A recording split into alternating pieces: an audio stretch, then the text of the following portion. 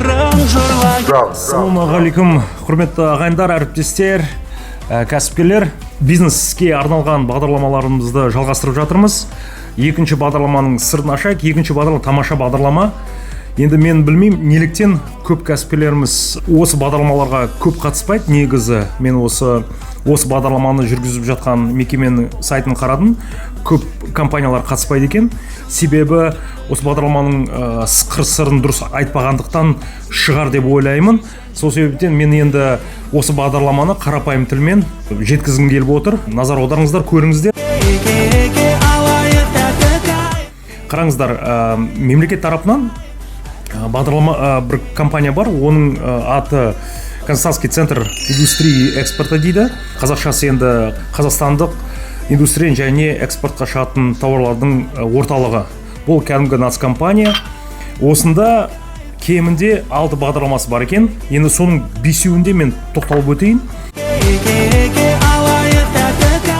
Қараңыздар, бұл жақта бірінші мәселе, осы ең керекті мәселе, осы біздің кәсіпкерлерге, біздің компанияларға. Әрбір мекеме өзінің мамандарын шетелге жібереді, немесе осында оқытады.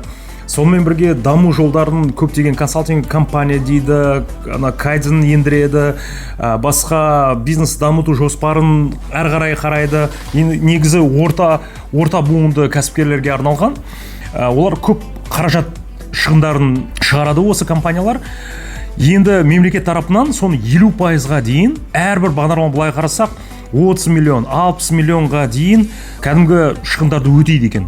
Соны мен сіздерге жеткізгім келіп отыр. Басында айтып өттім, Казахстанский центр индустрии и экспорта. Қазақстандық индустрия және экспорт орталығы деп айтуға болады. Сайтын мына жақта беріп отырмын, көрсеңіздер болады. Енді қараңыздар, бірінші бағдарламада орысшасы повышение компетенции дейді. Енді қарапайым тілмен айтқанда, осы бизнесте, өндірісте мамандарды қайта даярлау, біліктілікті арттыру, сонымен бірге шетелге жіберу, осында оқыту кететін қаражаттарын 50%-ға дейін өтеуге болады. Бұл жақта сонымен бірге былай айтылған, соманың енді шегі 30 миллионға дейін деп жазылған. Повышение компетенции. Оны қарай әрбір бағдарламаны мен қарапайым тілмен жеткіземін, зерттейміз ішінде не бар екен. Екінші, разработка и экспертиза комплексного плана дейді. Әрбір өндіріс мекемесі салады, кәдімгі заводын салады, цехын салады, енді қарай дамыту жолын іздейді. Көптеген сырттан эксперттерді нанимать етіп, сол эксперттердің мен бұл өндірісті қалай дамытуым керек. Эксперт дегенде тек қана бір юрист, экономист емес, басқа сол саланы білетін шетелдің немесе сол жақтан оборудование алған компаниялардың эксперт мамандарын шақырып, осы біздің өндіріс қарай даму керек, соған біздерге жоспар жасап беріңдерші деп ақшасын төлейді. Сол ақшаға кететін қаражатты 50%-ға дейін үнемдеуге болады, 50%-ға дейін қаражатын өтеуге болады. Бұл жақта енді шектеулі, мен осы орталықтан қарасақ 60 миллионға дейін беріледі. Оны қарай ашамыз. Үшіншісі, совершенствование технологических процессов дейді. Бұл өндірісте технологияны қарай кайдзен ендіріп, басқа осы өнімді тез шығару үшін көп мамандарды дайындайды.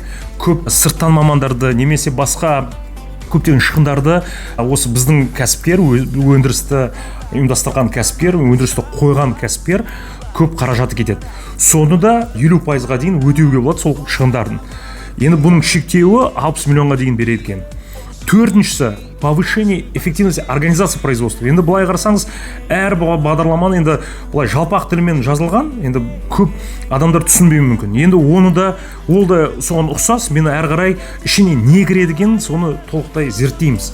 Себебі бұл бағдарлама негізі ең керекті бағдарламалардың бірі, бірақ былай отчеттарын қарасам, нелерді сайттың ішінде қарасам, біздің көп өндіріс дамыған аймақтарымызда көп кәсіпкерлер пайдаланбай жүр.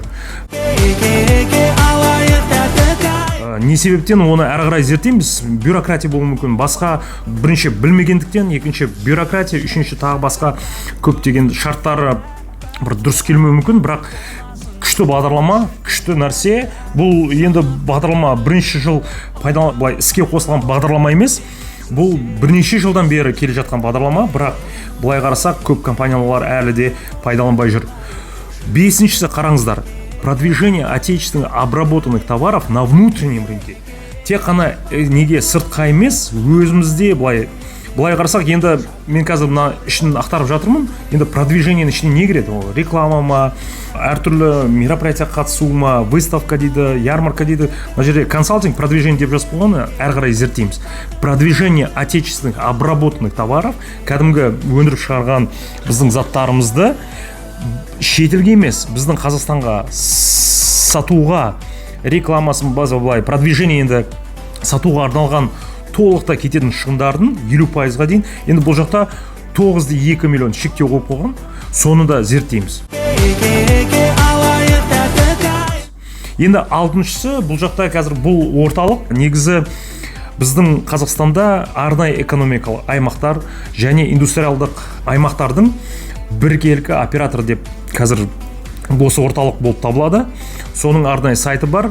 Енді оны әрі қарай зерттейміз. Осы бірінші бесеуін ашып алсақ, сырларын ашып алсақ, кәдімгі сырлары көп. Өте тамаша бағдарлама. Менің ниетім, біздің команданың ниеті осы көбірек біздің кәсіпкерлер білген дұрыс, пайдаланған дұрыс, және осындай кемінде әр аймағында, мен ойлаймын, бір кемінде 30, 50, 100 деген компаниялар негізі пайдаланған дұрыс.